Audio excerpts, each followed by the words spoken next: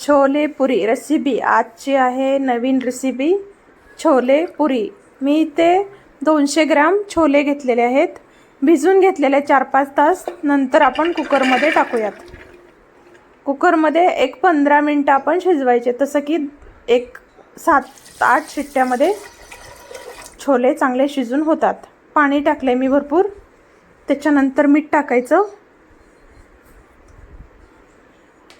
आणि खडे गरम मसाले, सगळे खडे गरम मसाले टाकून आपण मस्त अशा शिट्ट्या मारून घेऊया। शिट्ट्या झालेल्या, आता गॅस बंद केला। आता आपण बघूयात शिजले का। छान शिजलेले आहेत आपले, असे शिजले पाहिजेत चांगले। आता आपण फोडणी करूयात। तेल घेतले मी 2 चमचे, त्याच्यामध्ये बारीक चिरलेला कांदा 2 घेतलेले आहेत मी। खडा गरम मसाला टाकला, जिरे टाकले,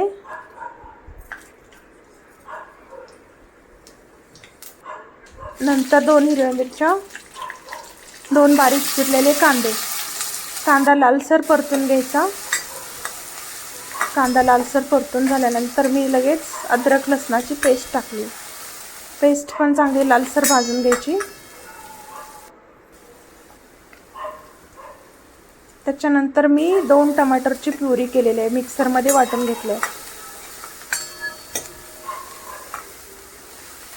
प्युरी टाकूयात आणि चांगलं तेल सुटेपर्यंत परतून घेऊयात 1-2-3 मिनिटं। त्याच्यानंतर मी लाल तिखट टाकलं 1 चमचाभर मोठा, हळद टाकली, जिरा पावडर टाकलं, छोले मसाला टाकला आणि हलवून घेतलं चांगलं। त्याच्यानंतर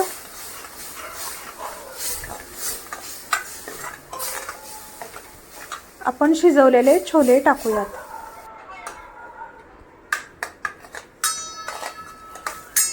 तेल पण सुटलेले आहे, छान मसाला परतलेला आहे आपला। अशा पद्धतीने मस्त छोले आणि पुरीची रेसिपी आहे ही। त्याच्यानंतर आपण पुऱ्या पण करणार आहोत, पुऱ्याची पण रेसिपी आहे याच्यामध्ये।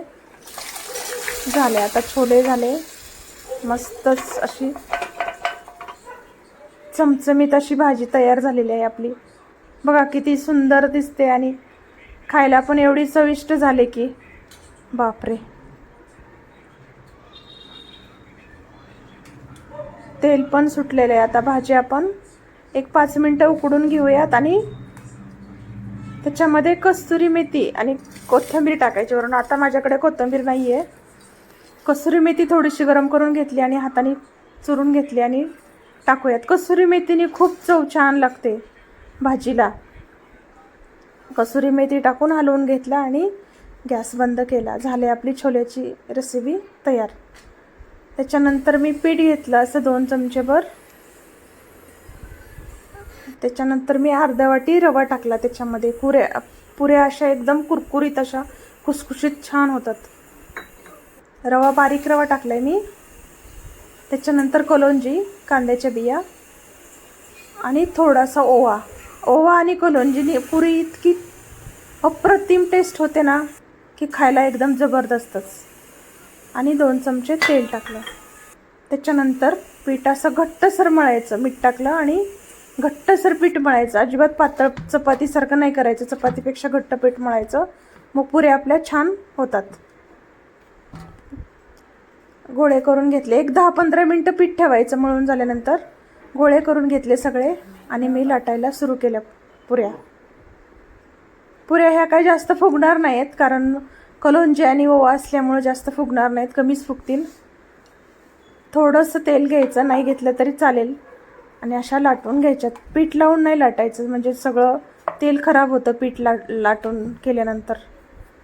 त्याच्यामुळे मी थोडंसंच तेलच घेते,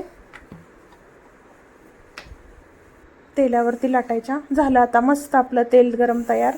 आता पुऱ्या झाल्या आपल्या, मस्त तळून घेऊयात। चला आता बसा जेवायला।